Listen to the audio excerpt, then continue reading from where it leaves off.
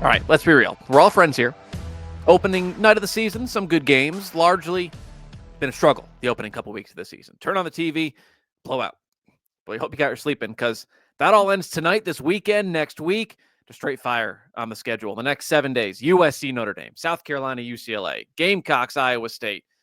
That lost a little luster, thanks Iowa State. Potentially LSU, NC State, UConn, Ole Miss. Season's here in bulk. We're breaking it all down here on the latest Gauer Hour. Rob Joyce, Megan Gauer, back home from a West Coast trip. Megan, when we spoke last week, you were in 70 degrees in sunny weather in California. Well, it's 9:18 on a Friday in the Nutmeg State. What's that temperature read? I'm pretty sure it's like 40. I don't know. I haven't been outside, but cold and rainy and gross. Life comes at you fast, doesn't it? West, yeah. How was that red eye? Brutal. Brutal. What time do you pull into your driveway? Like 10 a.m. At least it's I landed at like 9:40. It is like very nice to come back to Bradley. It's very quick. Yes. Housekeeping notes. It's late in 2024. We're hip and trendy. I'm not, but Megan is. The new thing is Blue Sky. Her hoop stats. I'm not even on Blue Sky yet. Okay, well, her hoop stats is there. So if you follow us on Twitter, X, whatever, I'm still posting there. If you made the move over at her hoop stats on Blue Sky, a bunch of writers from the website are over there. I'm there. I haven't really dabbled yet. I posted once about the Steelers, and then they lost to the Browns last night. So don't get me sidetracked. You're not there. But follow us over on Blue Sky at her hoop stats, and you can get all the same information, all the links, to these sort of podcasts, these sort of articles, to Megan's bracketology. It'll all be there. They've made the transition if you have as well. Megan, we'll talk about some of the games from this past week, which again, kind of like last week, not a whole lot to recap, but I want to start with the big news out of Utah. Second week in a row, we have a college coach making a jump to the WNBA. Lynn Roberts off to the LA Sparks. I don't know. I'm not the WNBA person here, so we don't, it seems two teams at least like the idea of threes, the perhaps NBA-ification of the W. Without trying to hit the panic button on, what it means for the state of college sports, it's interesting. Yeah. I'm not going to hit the panic button because, there's 300 something Division I teams. There's only 12 or 13 WNBA franchises, so even if 13 coaches leave, I still think college basketball is going to be fine. It is interesting though. Obviously we're in a time where like college game is transitioning a lot with NIL and things like that. So people's opinion on staying coaching in the college game, I'm sure, is changing.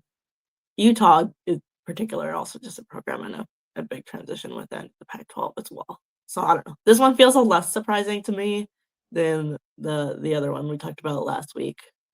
But good for Lynn Roberts. Yeah, she's reportedly making about the same as she was at Utah, around $700K. Obviously, it's less job security. She could have been in Salt Lake City probably until she decided she didn't want to anymore. I know nothing, but, could just be the allure of the job, Los Angeles. But you have to believe the college basketball calendar has something to do with it, right? Yeah. Like you're recruiting high schoolers. Now you're recruiting the portal, and you're basically recruiting your own team every year. I don't know how Utah's NIL compares to anyone else's, but like the calendar never stops. So it's great for the players, go get paid. I can see why coaches who also, they get paid lots of money to deal with things like that. But I see why you can get burnt out. Like if you're offering you the chance to go to a pro team, which comes with, sure, its own challenges, expectations, but you also have, a front office. You have a salary cap, and you know how much money you have and how much money you'll need. And yeah, like I get it. I would get it. So the one bad part, I think, every men's coach ever gets linked to the NBA, but the calendars match. Like that's what makes this hard, is that it's November 22nd and Utah is basically stuck in limbo. And what did they do? I'm sure they promoted someone, right? Yeah, I think they promoted their assistant. Yeah, so you're going to probably have an interim tag the rest of the year. If the year goes probably as it would have gone anyways for Utah, as like middling probable tournament team, like is that enough to remove the interim tag? If it isn't, you're basically just blowing it up and starting from scratch. So that's the tough part here, is that, and it's not anyone's fault. It's just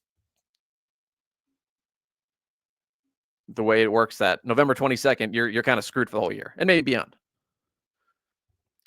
We want to talk, let's start with some of this recap. Where do you want to start? I'll answer my own question. I want to start TCU-NC State. I thought that was the biggest takeaway from last weekend for me. It was the Horned Frogs at home. Nice win over the Wolfpack. Yeah, I think we've talked a little bit about TCU and just like they obviously have the talent to be really good, but I think this is the first team we've got to see, or first time we've seen them against another, top 25 type caliber team. I mean, NC State, a team that just came off a Final Four, so I thought this was an impressive win for them. And I think we kind of saw just how good like Haley Van Lith plus Sedona Prince can be. Yeah, I mean, they're a top 20 team because they have two top 20, 30 players, right? Like that can get you a lot of places. Sedona Prince 31-16, Van Lith 18-10.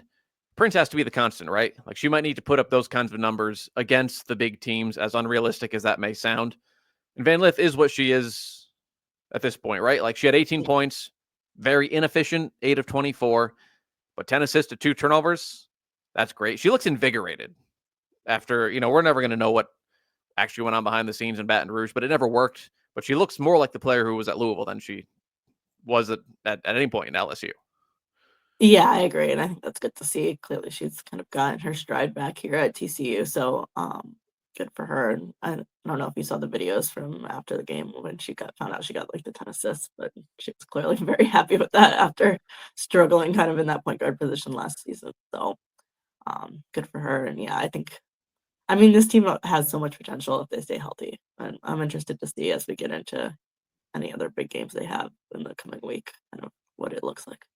Yeah, they have nice secondary pieces, Madison Connor and Taylor Bigby. I'm concerned about, they're not the deepest team. I think I'm concerned about everyone's lack of depth because the team at the top is just so overwhelmingly deep that everyone else, you're like, well, they don't have 10 players. Why not?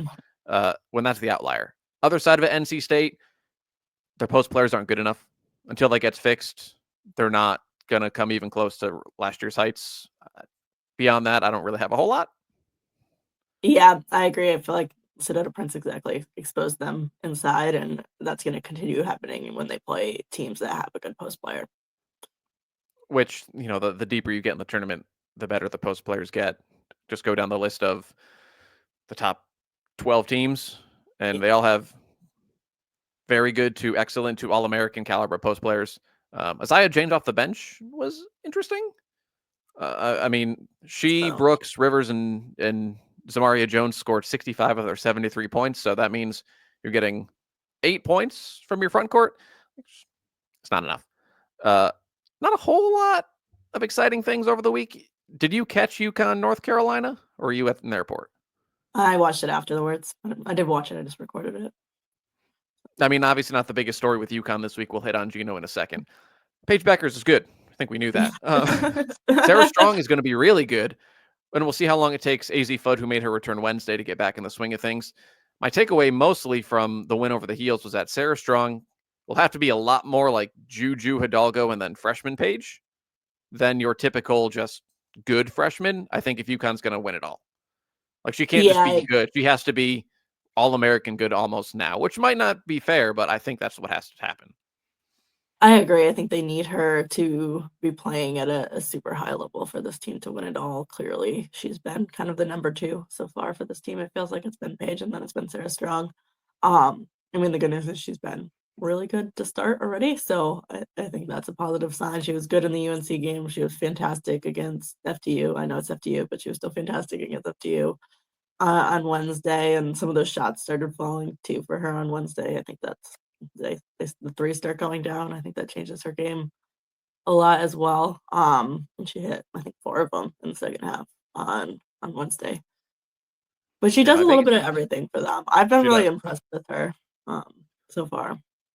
Yeah, I mean, obviously she's a very different player than Aaliyah Edwards.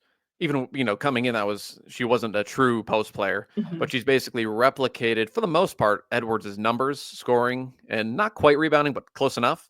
And then obviously she brings in the 3-point threat. She made them enough.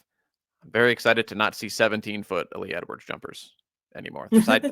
I'm very much a Nate Oates disciple threes in the labs. Unless you're like Paige Beckers or AZ Fudd in UConn's case, where you can hit the mid range. Their pieces like 3, we'll say 3.5, assuming AZ comes back.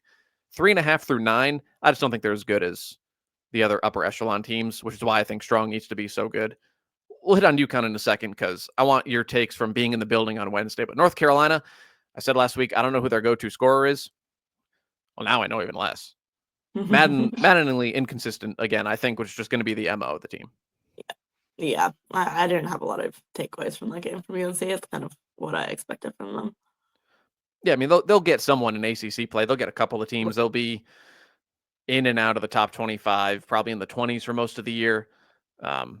Just until they have that person who can go and get you 20, which their first test, they just didn't pass. They have plenty of other chances. But same way I felt about North Carolina for a number of years now. No reason to change it. All right, Wednesday. Geno, the all-time wins record. He's the GOAT. That, Wednesday doesn't change any of that. What was it like being in the building, 60 some odd players afterwards? Sue Bird, Diana, Rebecca Lobo, Maya Moore, they're all talking. Geno's talking. Different atmosphere. The game was almost secondary. Yeah, it really was. It was a lot of news for a game that otherwise would have been a very not story on UConn's schedule, right? Like they're gonna win it by 50 or 45 or whatever they won the game by. But you had 1,000 wins and then you had AZ coming back, so it was like a big night all around. Yeah, I feel like it's not often you see Geno get emotional about anything, but he was clearly very emotional about the night. It's obviously a huge accomplishment. His whole family was there. CD's whole family was there. CD talking about how her family found Ted's during the day, which for people that don't know is the student bar on campus. So I'm trying to imagine CD's family posted up at Ted's. It's funny. But yeah, I mean, there was 63 alumni there, which is a huge number of people to make the trip up to Stores for the big day, and it was pretty cool to see. Did you pet the goat? I did They not. had a live goat there. They did have a goat petting zoo outside of Gamble prior to the game too. I just didn't have a chance to get to it. Are you afraid of goats, or you just No, I just was running late. Gotcha. I will say the coolest part of all of this is if you're in and around UConn, you know what Chris Daly means to the program. All the players, most of the fans at this point do. She's a women's basketball Hall of Famer. She was inducted like a decade ago. The coolest part, I think, is that nationally, I think more people realized, yeah, Geno's been there 40 years and has won 1,217 games. Chris Daly's been right there the whole time. And now, she got basically as much recognition as he did, which of course that's how Geno was gonna always would have wanted it. So I think it's just cool that she's getting her moment in the spotlight for someone who I know she doesn't really like the spotlight. It's mostly why she's been there. She hates when Geno missed games because then she has to talk to the media and all that. But yeah, it was super cool to see her get her moment as well. Yeah, and the players are funny. They all got these bright yellow CD Bob wigs that they were wearing after the game. They wore them to the press conference. It's pretty funny. AZ Fudd, we haven't seen you in a year. How are you? Oh, I'm good wearing my CD blonde bob. Yeah, no, it's great. So UConn shockingly beat Fairleigh Dickinson. Geno wins record, very classy statement from Tara Vanderveer, who had the record set it last year when she passed Coach K. Other games from the week, Kentucky over Louisville. That's one of the more entertaining games of the year to this point. Overtime, Kentucky wins. My takeaways, Cardinals will be fine. Yeah. They nearly beat a top 20 team on the road when Olivia Cochran shot 1 of 11 and they made 9 of 15 free throws and got out-rebounded by 12. All right. Assuming they don't do that most games, they'll be fine. I didn't think Kentucky would be quite this good. Obviously, Georgia Amore is, but they have some pieces around that are proving to be valuable. Yeah, I thought it was a good game for them in terms of getting that first win and then just seeing that they are more than Georgia Amore. I think everyone knows that this team is going to be decent because you have Georgia Amore, and that's going to be enough against a lot of teams. But I think we saw them kind of step up with their other pieces too, and really get kind of going here and bring some fun. Also, we talked about last week, I think, how this rivalry was going to get a lot better now that it was Jeff Walls versus Kenny Brooks, and it lived up to the hype in the first game. Yeah, so far, yeah. Tioni Key's been a nice surprise for the Wildcats. Deja Lawrence is the secondary scoring option that if she gets you 20 in the occasional night, great. So the floor already with those three is higher than I expected. I will say, let's see how sustainable it is. They basically played 5 players in 45 minutes. Clara Silva played 8 minutes. Lexi Blue and Cassidy Rowe played 2 each. January onward, they play consecutively Alabama, Oklahoma, Ole Miss, Texas. They close with LSU, Tennessee, South Carolina, and then the postseason, they'll have to find minutes somewhere over the course of the season. I just don't think that's sustainable. Maybe it is. I don't know. We've seen other Yeah. teams be thin and get Yeah. away with it. Yeah. Go back to UConn last year. I mean, heck, TCU had walk-ons Mhm. who had to play minutes. So like it's doable. I think it'd be much better for everyone in Big Blue Nation if they just found a couple options off the bench. Yeah, agreed. Especially the season is long. That's a lot of games to be playing with a lot of minutes. Yes. Last Sunday game, Indiana needed it. Needed it. Nice win over Stanford. Yeah, I don't know what to make of either of these teams at this point, but I feel like we were higher on Stanford, and I'm like, good win for Indiana, but I don't know. Like, this is still the same Indiana team we've seen the last couple weeks, so hard to make a lot of it. But at least they got back on the right track. I think they obviously needed a win. And Stanford, is, regardless of how good Stanford is or isn't, is still gonna carry some weight with the name. So I think it's a good win. Yeah, I mean, Chloe Moore McNeil, the scorer, I like it. Jordan Garzone, she's showing signs that she can be consistently a 15 to 20 point scorer as opposed to doing it every other game, 2 out of every 5 games. You know, if she can get rid of that cold streak and just be more consistent, then okay, it's like Hoosiers may have something, especially if they can get Shea Chesky going, especially from 3 like she did last year at Penn State. I can be convinced they're better than 2-2. Now just build on it. Welcome to the 2024-25 season, Indiana. And you're right, little reality check to probably where the Cardinal are. Nice win over Gonzaga. That's probably their A+ game. That pops up from time to time, right? As opposed to that just being who they are. So that's they're probably in that North Carolina range, right? Like they'll be ranked 20th. Maybe they climb into the teens. Maybe they fall out of the polls for a few weeks, and that's just kind of where they live. Yeah, that's kind of what I expect for this group. They'll be a tournament team. They'll hover in that 20 to 35 range of rankings and move up and down. But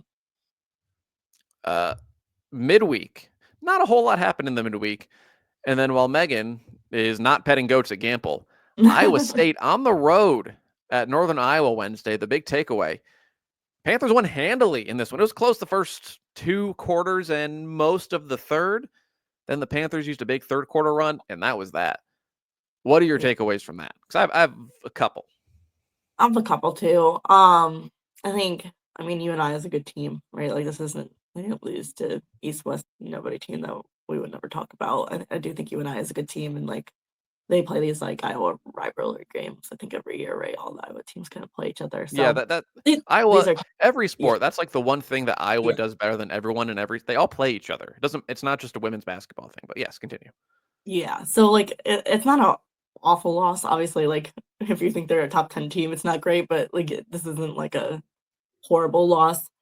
That said, I feel like I like this Iowa State team, they're young, so there's gonna be growing plans. I think they probably also, in the rankings, maybe just, like there's always a team, right, that has, like, this splashy kind of coming out party in March and maybe gets a little overranked coming into the next season because of it, and this feels like that could be that team, right? Like, they take Stanford to the wire, they had the big run in the Big 12 tournament, I feel like maybe they're just coming down to earth a little bit. I'm not worried about them, like, I still think they're gonna be, like, a top 15 team, uh, but I think there's gonna be some growing pains, like, this is a young team. Guilty as charged. Because Yeah. I was fully in. Yes, I am. Same, but as I'm, I'll like, take sitting the here, loss like, here. yeah, this makes sense. Yeah, probably signs of being too much too soon. Because there was another game. Let me look quickly. Another game. Maybe I'm lying. No, I must be lying. They beat everyone else handily. I thought there was a game that was like oddly closer than it should have been. Must be thinking of someone else. Regardless, might have jumped the gun. Maybe too much too soon for, like you said, a young team. Because I mean, Audie Crooks and Addie Brown combined for 43 points and shot over 60% with 22 rebounds and 9 assists, and they lost by 12. Yeah, the Like defense that. is the story there, right? Like, the offense is fine, but yeah, defense. Right. But I mean, if that's going to happen, Yeah. yeah, what do you need to do to win? I guess play defense is the answer. Shout out to the Panthers, though. First ranked win since 2002. Also beat Iowa State, but slightly different than ranked 8th. They're ranked 24th then, so their first top 10 win. My McDermott, 37. Kaba Lauby, a dagger threes. I think she hit 5 of them. Yeah, nice win for Northern Iowa team. Last year they finished 500, but they win 20 games more often than not. Haven't made the tournament in a bit, but hey, Nice resume builder early on. Yeah. Anything else from during the week where nothing happened? The answer is probably no. No, George Mason had a nice road win over Wake Forest. That's not a very exciting one, but still a Power 5 road win. Other I than mean, that, anything to help the yeah, 3-bit A10, right? exactly. But yeah, not much else. It's been a quiet week. Next week is not a quiet week, so. But No, and it starts tonight. We start yeah, our preview. We'll get to the big games, I promise. Creighton, Nebraska, and Omaha. We've talked about the Blue Jays for the last couple of weeks. If the Blue Jays don't win, I think they're already in trouble. On the Nebraska side, first look for the Huskers against someone with a pulse, 5 wins, 4 big blowouts. I'm interested to see how their rotation gets pared down. They have, again, part of that's because of the blowouts. I think 11 players get double-digit minutes. That'll probably go down tonight. Nice opportunity for both teams. One a little more desperate than the other, obviously. yeah, I think this is a much more important game to Creighton than it is to Nebraska. Nebraska's going to have plenty of opportunities to get quality wins in the Big Ten. Creighton is running short on those opportunities already. So yeah, I do think Creighton needs a win tonight to not be kind of sweating it out through the season with whether they're going to be a tournament team or not. Yes, and to prove the point that Creighton has few opportunities remaining, they play UConn twice and UCLA. The team picked to finish third in the Big East in the preseason was Providence, who yesterday lost Yeah. Dayton. Again, Yeah. good team. A10 has a lot of good basketball teams. Yeah. They're 2-3, and they just lost to Dayton. That's how bad the Big East is. And they're allegedly the third best team. Okay. Quick one also tonight for Friday. Oklahoma at UNLV. Rebs are tricky, balanced team. Last year they had a star, Desiree Young. She's not there anymore. That's a good mid-major. They've been in the tournament consecutively. I expect the Sooners to win, probably somewhat handily. Just saying, watch out. If you're looking for an upset, just watch out. Team going out west. All right. Big games. All eyes on Los Angeles. We talked to Sabrina Merchant probably a week too soon. Saturday, USC, Notre Dame at Galen. Sunday, UCLA, South Carolina at Pauley. We'll go chronologically. USC, Notre Dame. We've seen USC play a good team, a team with a pulse, and Ole Miss. Haven't seen Notre Dame play anyone. But what are we looking for here Saturday? Yeah, I think this one's going to be fun. I mean, it's our first chance to see like this Olivia Miles with Hannah Hidalgo backcourt against a good team. So I'm very excited for that. And then, of course, got Juju on the other side. I do think it'll be interesting in the front courts. Like right now, you got Kiki Auriemma at USC. There's a lot of pieces in this Notre Dame front court. I would say as much as there's talent there, none are at the level of talent as Auriemma. So I think that's probably the difference maker for USC. As good as Juju is, I feel like Notre Dame has the backcourt advantage. It feels weird to say that someone has a backcourt advantage against Juju Watkins, but I just think Olivia Miles plus Hannah Hidalgo is going to have a backcourt advantage against anyone in the country. So I don't know. I think it's going to be a fun one. I don't really have a strong opinion on who's going to win it, to be honest. You're not wrong. Obviously, Juju is, all due respect to Hidalgo and Miles, who very well can outplay her on Saturday. Juju in general is the best player on the floor every time she's on the floor.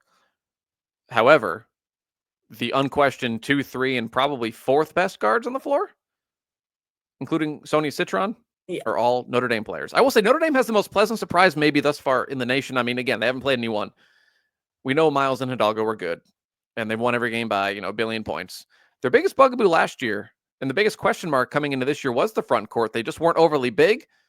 Well, Kate Koval, again, against nobody, but the freshman leads the country in blocks, 4th in rebounding. Now, do it against Kiki Auriemma and Rhea Marshall, like no biggie, right? That's a big key. If she can, she's not going to put up, 5 blocks and 12 rebounds, 14 rebounds, whatever she's averaging. If she can somewhat stay within, I don't know, 8 to 10 points and a couple of rebounds, like that's a great equalizer, right? And then USC, since the opener, again, Juju is going to get, her 25 to 30. The question is, I think with hers, how is she going to get 25 to 30? If she's shooting 8 of 20 or 9 of 25, I think Notre Dame would take that. Yeah. Yeah, I think you need her to be more efficient in these big games. And I think that's obviously just the next step in her game in general is getting more efficient. But I think in a game like this, you can't afford to have her take 30 shots and miss 60% of them, right? Like she's got to shoot the ball efficiently. Because Notre Dame's going to go down the other end and they're going to get their baskets as well. So you've got to be efficient. I do think the front court is interesting though for Cal. Like that's a tough first game for against like a quality opponent for a freshman to have to play. Just go on the road. Yeah. Probably a sold out crowd against an All-American and lottery pick, and then Rhea Marshall, who's started a bunch of games. Like, it's fine. No big deal. Yeah, with Juju, she hasn't shot the ball well this year. She hasn't had a game over 50% shooting. You have to go back a while, even last year, to find a game where she did that. Obviously, no 9 turnovers like she did against Ole Miss. Mm-hmm. She's only 5 of 23 from 3-point range. So eventually, like, it's going to click, and it's scary to think that she's this good and it's not clicking. Give me Notre Dame. Yeah, I kind of like that too. I don't know. I just think there's a little bit more experience there. And like, I will say we'll learn a lot about these freshman USC guards, Kennedy Smith and Kaylee Heckel, from this top-ranked recruiting class. Can those two and Talia von Oelhoffen, again, we talked about the Notre Dame front court trying to keep up with the USC front court. Well, can the USC backcourt complementary pieces keep up with Miles, Hidalgo, and Citron? That's a lot to ask. It's a hard group to keep up with for anyone. I mean, it's the other way around too, right? Like it's almost why it's a good game. So I pick Notre Dame. You seem to agree, but begrudgingly.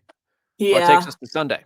I don't have a whole lot for South Carolina. Like at this point, until proven otherwise, if they play their game, probably I guess just make sure they hit enough threes. That's all I got. Like we know how they win. And if they play their A game, even on the road, they probably win here. That's kind of the default answer. I don't feel the need to go any deeper than that. Yeah. They've won 40 some on in a row for a reason. Yeah, if they play their A game, they're gonna be fine. You gotta play your A game though. I think this is one of those games where if you don't have your A game, you are a little bit more at risk. UCLA, prove it. Yeah. Last year they got off to a nice start against teams that were seeded 3rd or better. They beat UConn, Ohio State, USC. Then the calendar flipped to 2024. They beat Oregon State right at the start of January. They lost twice to USC, once in double overtime in the Pac-12, that classic. They lost by 20 at Stanford. They lost that crazy game at Oregon State. They lost to LSU. So they're 1-4 in their last 5 games against teams that were seeded 3rd or better. Let's prove that they're as good as we think they are. Because the early signs are really, really promising. Lauren Betts is probably the one person in the country who's better than any forward South Carolina is going to throw out. Yeah, that's actually a very fair point. I think now that there's no Camila Cardoso, like as good as Athlon Watkins is going to be and as good as Chloe Kitts has been, like Lauren Betts might actually have the advantage in the front court here, and if she plays her A game, and that's not a statement you make often about a player playing against South Carolina. So I do think that she's kind of the key to this game, and them getting her the ball and her being successful with it is going to be a key for UCLA. And then you got to make shots, right? Like I think we've seen UCLA's offense look better so far to start this year than it has in the past, but like you can't go cold for 5-minute stretches against South Carolina and expect to win. No. Janai Barker, I think, is also a key. She struggled. She's only played the Gamecock once in her 2 years at Texas A&M, but she's 6'4", former 5-star. She's not the focal point of the offense, which probably benefits her. So UCLA can match up almost person for person size-wise, which, again, you just don't say against South Carolina. I will say, have you seen this Finnish freshman they've gotten? Alina Arnisalo? No, Kiki Rice just returned in the last game, so she's gotten more run than probably normal. She's been really good. Yeah, that's always big when you can get someone like that steps up when someone's out, because now you've got a great piece that can come in off the bench and hopefully continue to do that with Kiki Rice back. She's good. I feel like international players as freshmen, just in general, tend to they just pick it up quicker because they've been playing at a little bit of a higher level than high school basketball. Right, you've been playing largely professionals. Right. Exactly. I mean, it's the same thing as, the European on the men's side. The same thing largely fits on the women's side. The biggest difference is since recruiting international players, you hear about NBA international players. You don't hear a whole lot about the folks from college. And same in the women's game. They're not included in your top 100 hoop girls rankings. So you see this freshman, Alina Arnesalo. I'm not even sure I'm saying that right. It's not in the pronunciation guide. Averaged 12.5 points, 7.5 assists, 43% from deep. Corey Close obviously knew what she was finding. I'm sure lots of other coaches did, but maybe they didn't. I don't know. She's from Finland. I can't name another Finnish basketball player. Yeah. But now all of a sudden it's her. It's Tamia Gardner. It's Gabriela Jaquez. It's London Jones. Kiki Rice made her season debut against Arkansas. Angela Dugalich is back. Like all of a sudden, you're looking at a lot of depth. A lot of depth on this team. Yeah, I think they like just size wise, like you said, are like probably one of the best equipped teams to match up to a South Carolina. It's just a matter of can they like put it all together. And it's early in the season to ask that, of course, but can you put it all together and make it work? I mean, we've been saying now for a year and 5 games, they're a top 5 team. Let's go prove it. Beat someone. I got a hunch. I got a hunch. Bruins win on Sunday. I hope so. You know, you hope so. Clearly, fandom has to come out, but I know I shouldn't say that online. But no, nothing against South Carolina. Just let me say that. I would like to see them prove it. I'd like to see them like actually get all this talent together and make it work. And if South Carolina were to lose either Sunday or at any point, they're at the point where UConn largely still was the sky will not fall. Yeah. You are still Honestly, the national title favorite. If you go on the road and lose to UCLA, the sky, I promise you, will not fall and the sun will rise on Monday. Yeah, honestly, it might be the best thing that happens to them this season to drop one. Just like, I don't know, I feel like we've seen it so many times where these teams, like, they don't lose. UConn's done it, South Carolina's done it, and then you lose in, like, the big game in March. And it's like, you'd much rather lose this little game in November than no one's going to talk about 2 weeks from now. I mean, depending on how good it is, we might talk about it. Yeah. Obviously. So those but you'd still rather lose that than yes, if you're saying would South Carolina rather lose to UCLA Sunday or in the Final Four, yes, they'd probably pick Sunday. Yeah. So those are not MTEs. Those are just straight up ones at Galen, the others at Pauley. Good on both of them. USC and Notre Dame's schedules are brutal the next little bit. USC travels to Hartford. They travel to UConn. Doesn't matter what. Yeah, in a few weeks they'll be in Hartford. Notre Dame plays UConn. They play Texas. They play a bunch of teams. Yeah, it's not just this week. The schedule beyond really picks up. We're gonna start some of these learning what all these teams are actually made of very quickly. Right, exactly. Yeah. Some of these MTEs you could get UConn, Ole Miss, and Baha Mar. Good test to see if Ole Miss. Again, they proved they could score against USC. Was that a blip, or is that for real against a UConn defense that UConn's defense wasn't UConn's defense last year? Early signs, it's good for the Husky defense. And flip side, can the Huskies grind it out if Ole Miss tries to take Page away, or if they just drag that game down to the mud? Can they grind it out? Yeah, I think that will be a good one. It's a type of game that UConn's not going to see a lot. Like it's a very different style of play. Obviously, with Ole Miss, they're not going to see that. I don't think from anyone else on their schedule. So I think it's a good test for them, especially for a really young team. Like, how do you cope with getting frustrated from a defense like that and staying in the game? And then on the flip side, for Ole Miss, we saw it against USC. They hung in there, but can you get a win? I think that's the other thing for Ole Miss, right? Like, it's one thing to hang around. Can you actually beat someone at that top level? Yeah, they built a lot of expectations, rightfully so, when they beat Stanford in the round of 32 2 years ago. Last year, not quite as dramatic as Iowa State, but probably a little bit too much too soon from where the program was actually at. Didn't get any of the big guns in the SEC opportunity here. And again, this is all contingent on UConn beating Oregon State. Sad face. That was probably a really good game when they signed up for that in, I don't know, last year. Yeah. RIP, Pac-12. And then Ole Miss has to beat Boston College, who Eagles are 5-1. I don't think they've beaten anyone. They lost at Harvard. So again, we're doing a little bit of projecting that the two heavy favorites are going to be the heavy favorites and win in Baha Mar. The other side, it's also Baha Mar, different bracket. They won't play each other, but we'll get probably LSU, NC State, lost a little bit of luster, but with NC State just hasn't looked great. But still, first test of the year for the Tigers, who've looked unstoppable at times. They've also looked awfully sleepy at times. Yeah, I think this is still going to be a good one. Like you said, LSU they haven't lost, but I feel like they've had some games where, and it's not like the whole game, like they usually figure it out, but like the first half, you're like looking at that score and you're like, what is going on here? They trailed at But halftime to yeah, Murray State. yeah, I think that was the one. I don't know. There Yes, was they gave one up this week 32 where I points looked, in the second quarter to Murray yeah, State, trailed at halftime, and then wasn't close in the end. But yes, right. continue. So I still think this is going to be a good game. I don't know. I think it's an LSU team that I'm not surprised that we're saying this, but like has not been tested yet. So this is their first probably real test. So I think that's going to be good. Um, we've got. I feel like the thing that's going to be bad for NC State here is like you have Anissa Morrow, and like if you can't guard anyone in the front court, Anissa Morrow can bury you by herself. Um, but I think the guard matchups will be fun, right? Like Flage against Nia Rivers, like that should be a fun matchup. But I think there's gonna be a lot of fun things going on here. Yeah, hard for me to look past. One team has Anissa Morrow and Samaya Smith, and the other Yeah. doesn't. Unless NC State's guards play just out of their minds.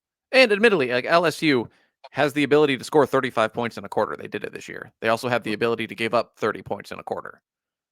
And I don't think it's a talent thing. I think it's focus is probably the wrong word. Concentration, maybe. Like the Murray State game, I think they're up like 25-12 after one. You think, all right, like, we're going to win. We're going to pick our score. We're going to pick our final margin, basically. Put it into third gear, and, you can't afford to do that against top 25 teams, even if I think that LSU probably wins this by 15 points comfortably. Yeah.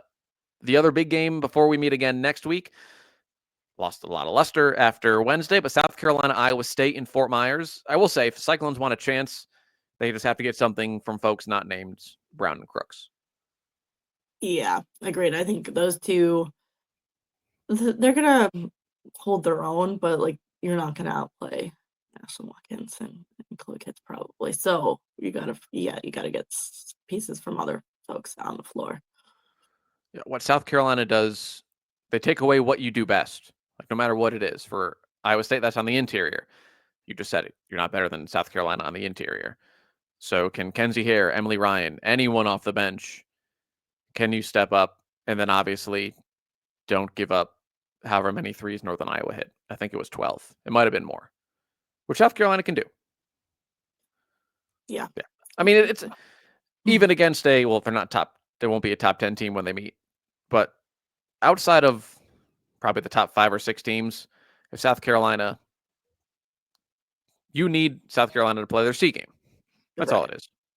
Right. Unless you're UCLA or USC or UConn or Notre, pick the teams we all know. If South Carolina plays well, they win. If they don't, you got a chance. Yeah. It's pretty straightforward. I think Iowa State probably hopes that South Carolina does not lose at UCLA, because I think this game is over before it starts if they lose the first one. Probably fair. I'm sure we're missing some sort of MTE event. There's too many of them. I'm not going to lie. And it's too, especially between that and the men's. Variable too. Yeah, like to say who's too many. What game is happening. Will say we mentioned the Emerald Coast Classic. Did you see Felicia Leggett-Jack in her post-game comments with Syracuse the other day? Yes, I did. We'll see how that fuels the orange after they dropped an home game to Albany, and then she basically, I don't think it was her purpose to call out the fans, but she very much called out the fans, or lack thereof, at Syracuse. So South Carolina, Iowa State is on Thursday. Do you know what's on Thursday, Megan? All right. Yeah. Let me in the Gauer House. What are we doing? I'm going to my sister's, so just up the road, which is nice and easy. You cooking anything? I am making, I forget what I'm making. I think I have to make stuffed mushrooms, and it's not very Thanksgiving-y. Yeah, I don't know. We always have stuffed mushrooms on Thanksgiving. Okay, well then it is. Yeah, okay. Yeah. Are you a Christmas music before Thanksgiving person? No, usually I'm not. This week. Yeah, I usually am not, but I feel like because Thanksgiving's so late this year, like there's only like 3 weeks until Christmas, so I did put a little bit of decorations up already because I was like, okay, I feel like I want more than 3 weeks of Christmas. No, I had to drive somewhere at night, like last week. Someone had Christmas lights up. Come on, bro. Walked into my kid's daycare this week. It's like you're slapped in the face by Christmas.